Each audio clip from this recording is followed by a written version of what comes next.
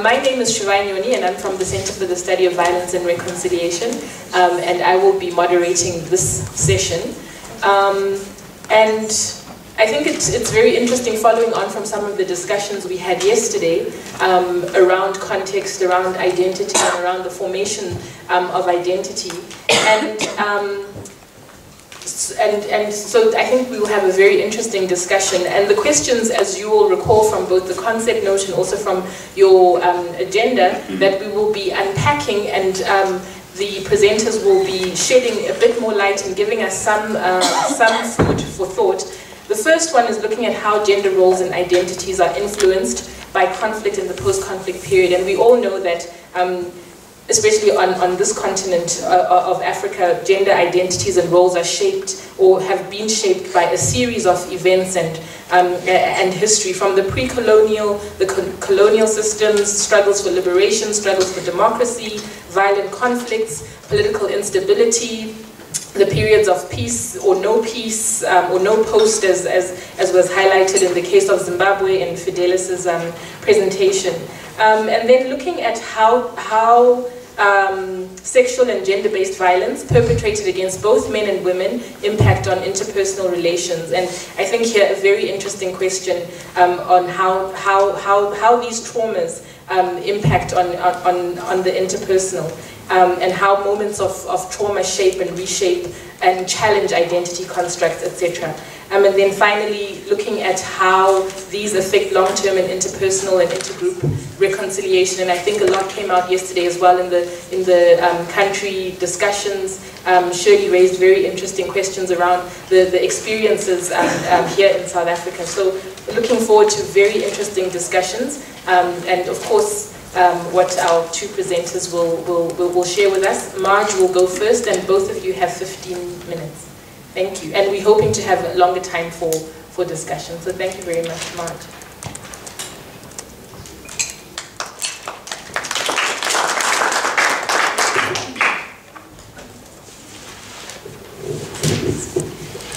Thank you very much. My colleague who was going to share the 12 minutes that each is not well today, so I created a platform, and she's our national organizer, graduate of Training for Transformation, and one of the most exciting community empowerment activists that we have in Kulumani. But so I'm not sure I can do what she can do, but I'm going to tell you a little bit about us. And I've started with the first slide because what we claim in this country is that our 1996 Constitution begins with the aspirational words, "We the people respect those who struggle for freedom and for justice in South Africa." And that's who Kulumani's membership is. And that's why they were very severely targeted and suffered gross human rights violations. And then what has happened in the process of the last 20 years since Kulumani was formed, actually formed by 3 women. And our membership is 65% women, and we invest a lot in the development of women. But very, very interesting things are happening where the men have decided they can't be left out of all this wonderful activism. And so I'm going to tell you the stories of the men's forums and the young men's forums and things that are happening now. And this is a cover of a publication, one of the worst areas. I think 16,000 people were killed at this part of the country between 1990 and 1999 because the political conflict didn't just go away overnight. And I think this one speaks of the hopes of people that would come with peace, and a peace that is very rapidly unraveling in the present. And so just simply, peace in our country with the people shall govern. We were envisaged as a real participatory democracy. To end, you'll see there's reconciliation, and particularly here between black and white. We can let you have a look at this publication. I thought I'll quickly give you a background. We started when the TRC was being debated, so we were founded before the first hearings of the TRC, which started in April 1996. We now had to reckon with whether we're really serving this membership, who officially affiliate, and they expect that our programs are designed to meet their needs, and we now have 104,000 people whose experiences we have documented, and we have supporting evidence for everything that happened to them. That we stand up for injustice from the past that continues into the present. So we've found ourselves more and more involved in, we've accompanied the widows of the Marikana massacre for the past 2 years, these kinds of activities. Our men's forums are now accompanying women sexual violence survivors to court and visiting them at home and following up every day with them. So these are the present day activities. Our purpose was to expose the truth, to reclaim our dignity and to restore our lives. And the people who wrote the Constitution, I think it's a remarkably far-sighted Constitution. The big issue for them was to create the collective voice and presence during the Truth Commission and into the future, so that we heal our communities, we repair the damage, and we transform the society by organizing and mobilizing for a future of dignity. Of course, that's a continuing struggle. What happens is we have member groups across the whole country.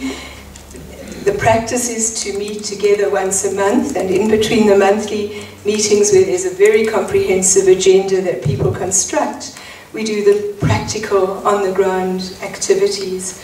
Campaigns for truth, healing and redress for those damaged through our apartheid history, and the advance of the struggle to create the democratic, non-racial, just and inclusive society that 1994 promised but has failed to deliver.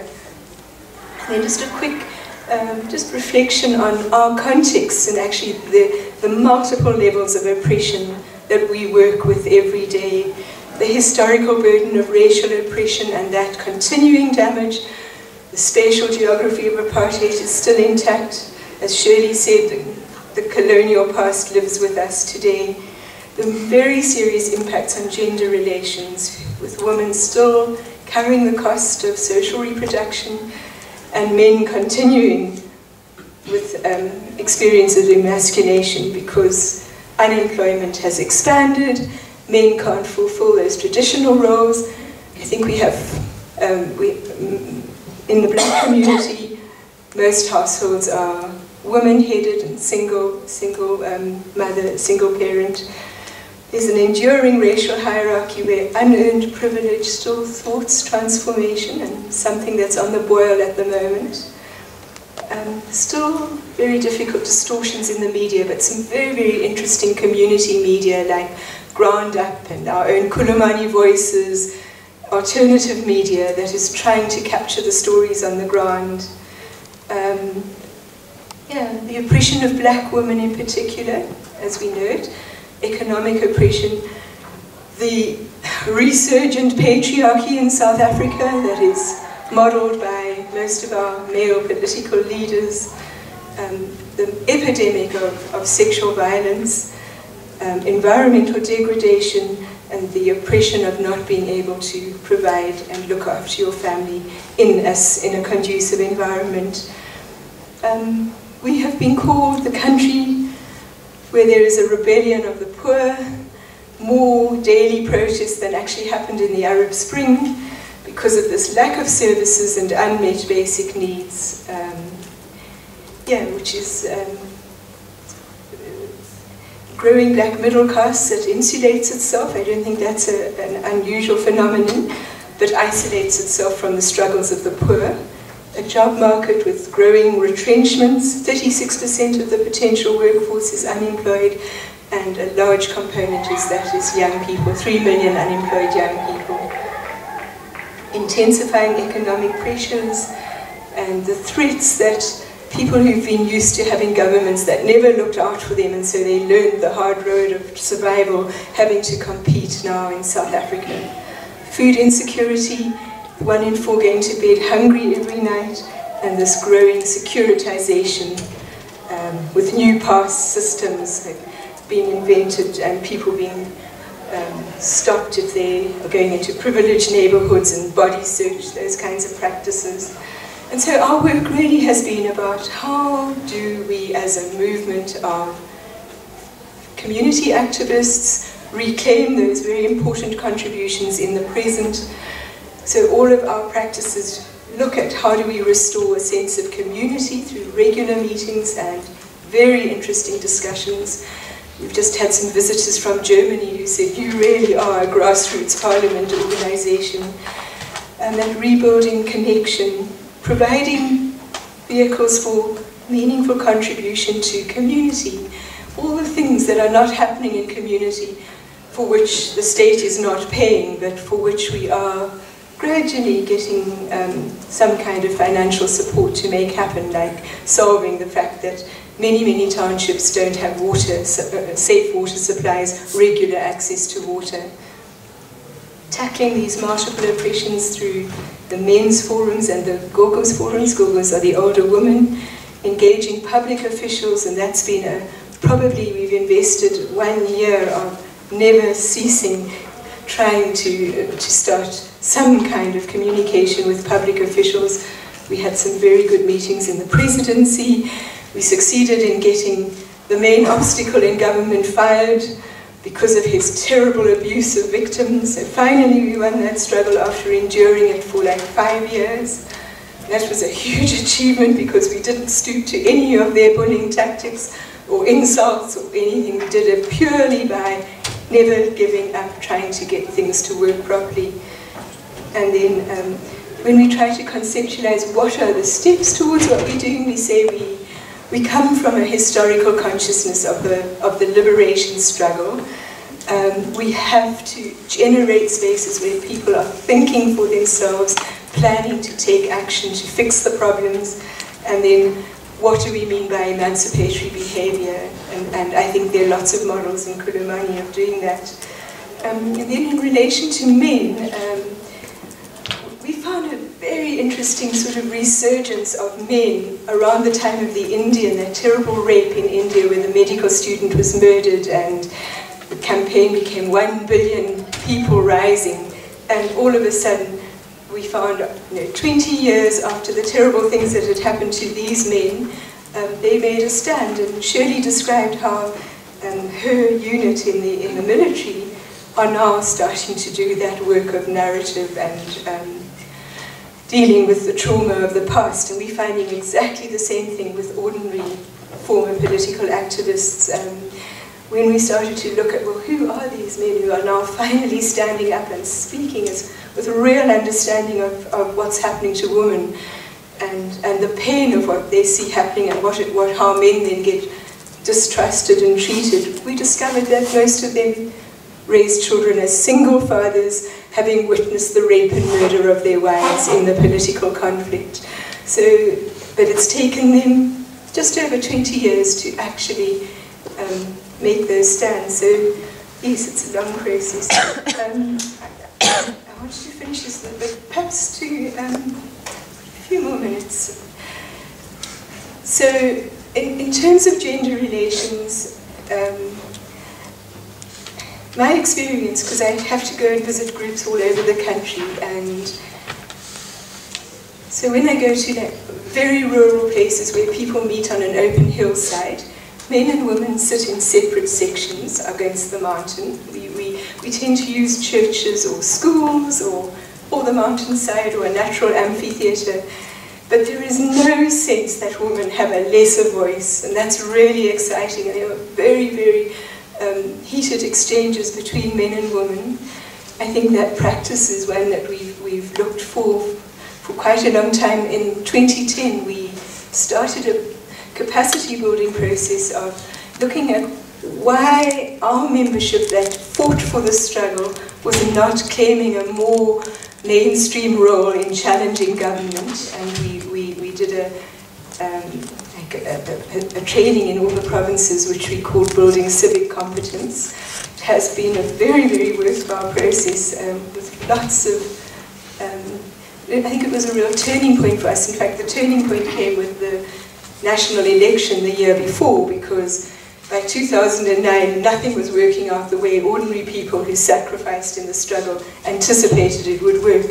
And so Kulumani members contacted me and said, we are asking you to get us registered as official election observers with the Independent Electoral Commission. And the Independent Electoral Commission decided to become a serious partner with us, and they trained our members in small places across the whole country and gave them official badges, which was IEC Kulumani, and suddenly the status of victims. The victim status in this country has suffered many, many assaults from the political leadership, starting with Thabo Mbeki, who said, why are you struggling for reparations? The struggle was never about money. You know, when you've lost everything, you've lost your home and all your assets and you have nothing. And so that began claiming the space in local municipalities in a most extraordinary way. It was incredibly empowering to change the perception of who victims are, because most victims say, I never went to the TRC as a victim. I went as a victor because, look, we brought this new government to power. And the language is so stigmatizing. From that, we've been doing a huge amount of work around stigma. One of our real worries was people who fought such a hard struggle for political freedom, who then just couldn't face this terrible struggle against HIV infection. And we were losing wonderful, wonderful community leaders and facilitators because of the lack of access to antiretrovirals. And so, you know, like, what is this resistance to taking up the struggle for your own life? You've fought for everyone else's lives. And that's been a huge process of working with, particularly with women. So now we run Saturday programs in schools with older women, teaching young women with the permissions of the school principals about sexuality and how to be safe and how to manage their menstruation when most of these public schools have appalling sanitary conditions. We run school water forums, we run you know, all these kinds of programs that are trying to create real change, practical on the ground change, and change of consciousness amongst our members. Yeah, at the moment, the reason Nomarash is so sick at the moment is that our men's forum is like demanding so much of her time. So we have all these women that the men now request to be part of their forum, because they said, like, we've got to learn what you've been doing. We've got to follow the women because they're taking us forward, and we've just been sitting around, you know, not knowing how to be an effective citizen. Yeah, so it's a long struggle. At the moment, we are in the process of finalizing a lawsuit against our government. It will be filed within probably the next 8 weeks. It is against the failures of the Truth Commission, and the Truth Commission adopted a closed list, which meant that whereas perpetrators had 5 years to apply for amnesty and go through a very judicial process, victims had 18 months. They had to have enough money to get themselves to a statement taker. There were lots of problems around the statement takers. There were lots of exclusions. So our lawsuit is about the injustice of an arbitrary administrative decision that decides only 16,000 people can benefit from reparations in a country with our history and decades of apartheid and increasing apartheid security force brutality. So that's probably a very exciting thing. We want to finish our book by the end of this year. We will be 20 years old this year. And yes, I think that we are finding our meetings are becoming spaces for the youth. Very, very interesting youth forums. So parents say, you know, you've got to take this struggle forward. Yeah, so I don't know if I have really addressed the gender issues. Nomarash and I were part of the drafting committee on the Nairobi Declaration on gender and reparations. But I think our daily life is so embedded in like very practical on the ground work. We have been working with torture survivors increasingly using a trauma-informed community empowerment model, which we're finding incredibly helpful. Yeah, because the people who need the help are not where the help is available. that's the truth of it. You have to rely on your own resources and your own resilience. So I thought I'd just give you a bit of a flavour of who we are, and I'll hand over to Anne for the academic presentation.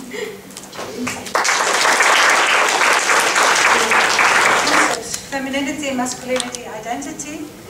So what is very important, I think, to realize that those concepts are very much connected with power and domination, and that they are very much culturally constructed, and because of that also difficult to change easily. And they are organizing principles of life. They are the funding for in our life. If something happens in the case of sexuality or sexual violence, it really addresses us in the very core of ourselves.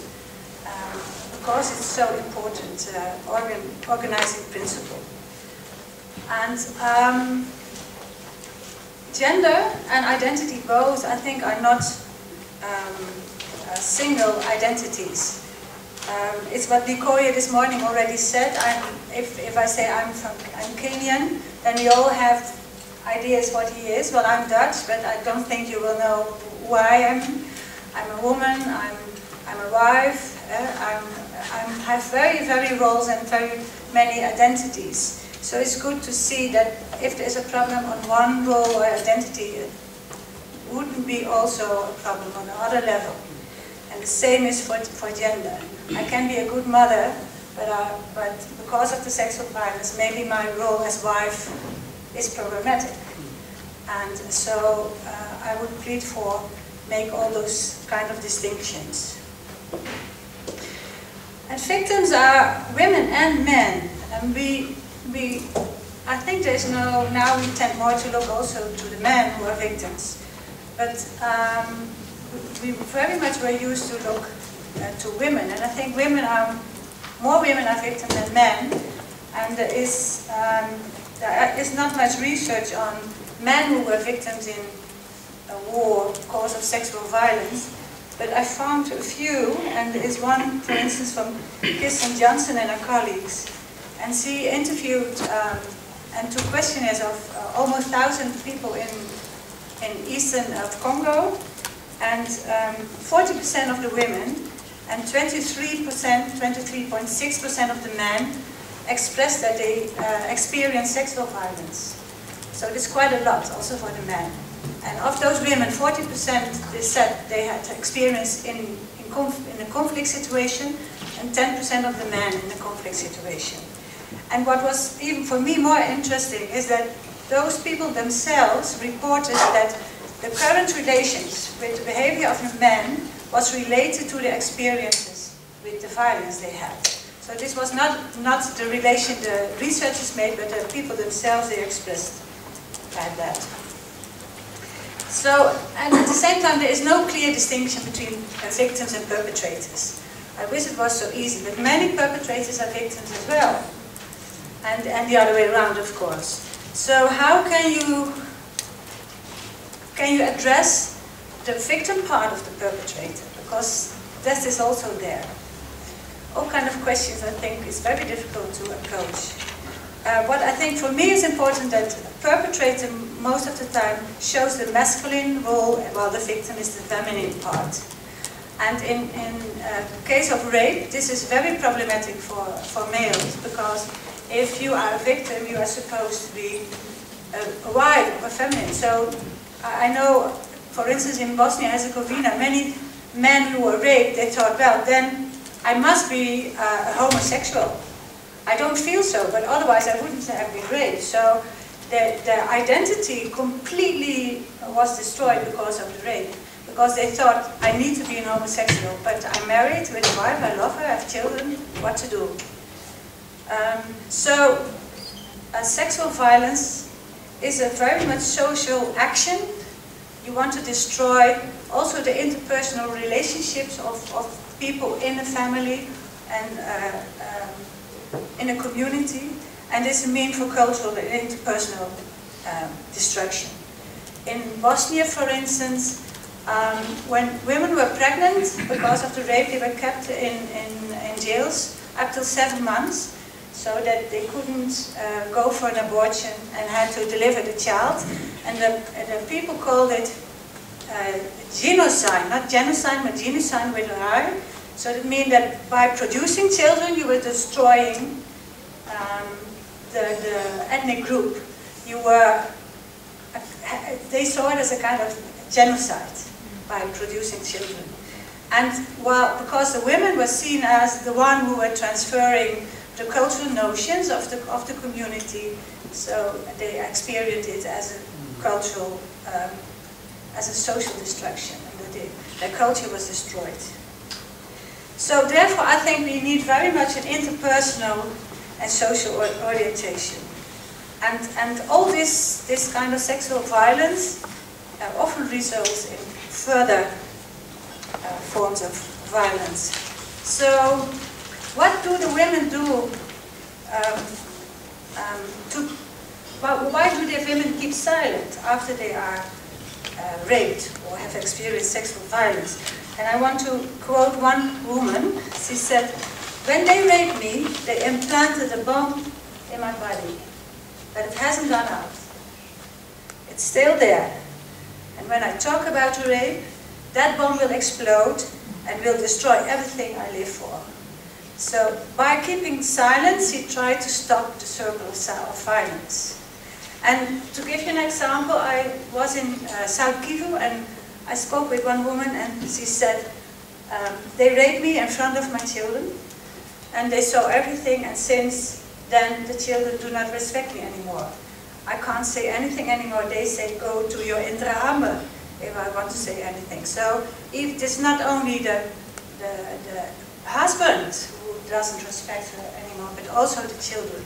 So I very much understand that those women keep silent. They all told me, you know, my personal life might be destroyed now and I suffer, but it's far more important that I keep connected with my family. Because I want to quote Hannah Arendt, she said, feeling connected to other people is one of the most important, but most often neglected needs of a human being. And I think that's exactly where what is women addressed to. So how come that male who experience sexual violence so easily turn to violent behavior? We have discussed it yesterday that also many of the leaders, but many ex-combatants use alcohol and are quite violent in the family.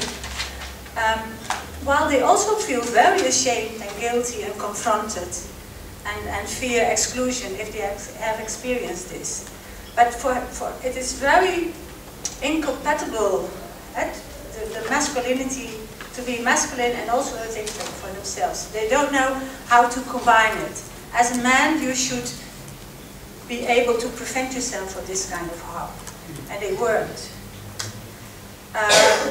You are supposed to, homosexual, they don't know how to deal with it.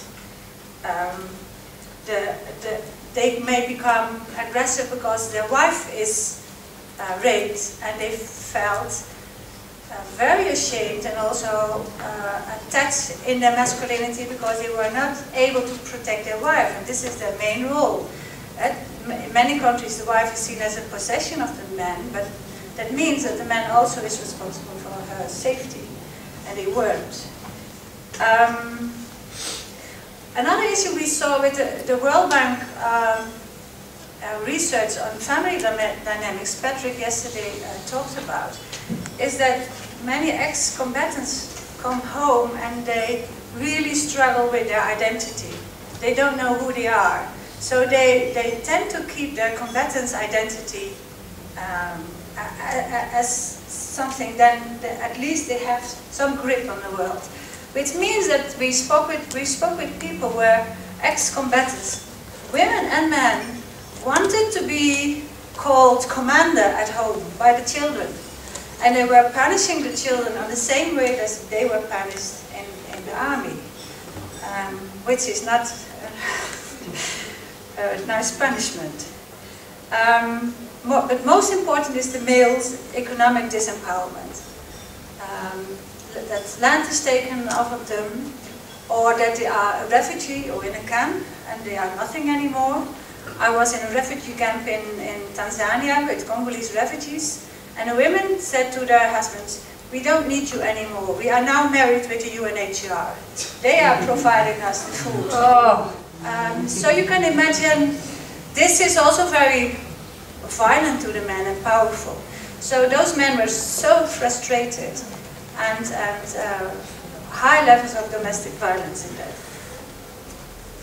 So what you see, if we now look at, I discussed it a few days ago with Annemarie Krichters, if you look at Goma at these days, people are raped just in the street, in the houses, everywhere. It has become normal. There is a kind of failing masculinity, a failing state to interfere.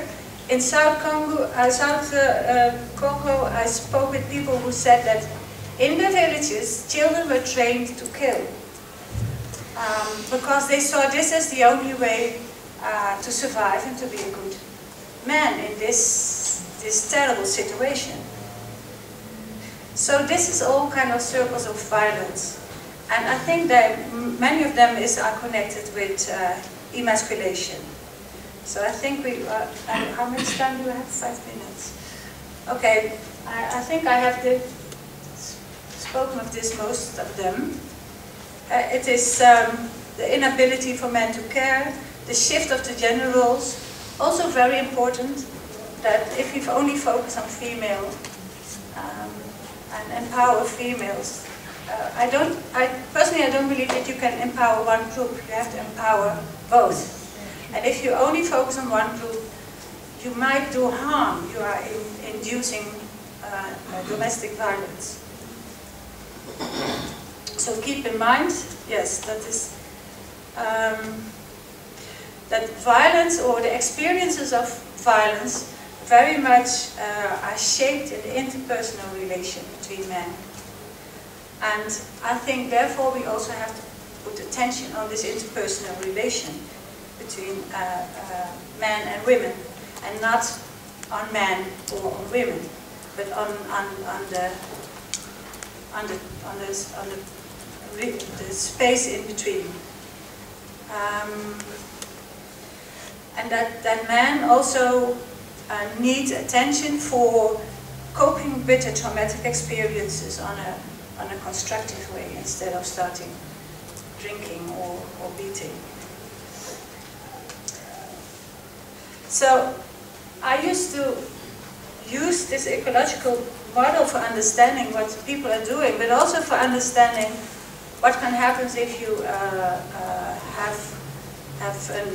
implement an intervention. And I hope most of you know the ecological model, that you have the macro level, the micro level, and the level in between. And they are all interconnected, but for me it's important to look what you're doing. What is your focus point? And what does it mean for the other levels? If you focus only on women, for instance, and empower women, what does it mean for the functioning in the family? And I think this first we should think of before we start with anything. And all the time this we should check, double check, and again, and see if really if there are risk or complicating factors on the other levels or unexpected factors. So this is what I plead for, that we look at the other levels. If we put an intervention on one level, we very much tend to look if the intervention is okay, and we do pre-test and post-test, but what happens in the wider environment of the people we don't know. So my discussion points are,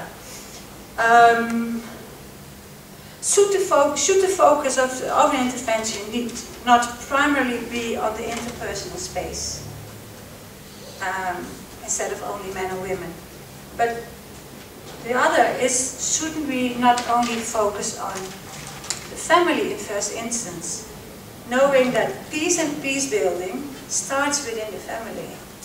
And I was listening yesterday and this morning, and we are talking about individuals and groups, But it's very rarely that I hear families in this environment. So this is what I would like to discuss. Thank you.